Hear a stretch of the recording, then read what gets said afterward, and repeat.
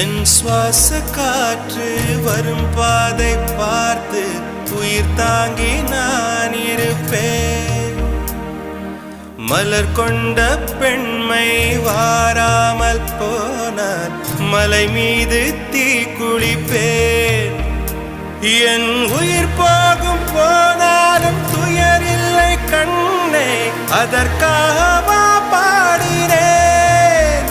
வரும் எதிர்காலம் உன் மீது பழி போடும் பெண்ணே, அதற்காகத்தான் பாடினேன். முதலா முடிவா அதை உன் கையில் கொடுத்து விட்டேன். உயிரே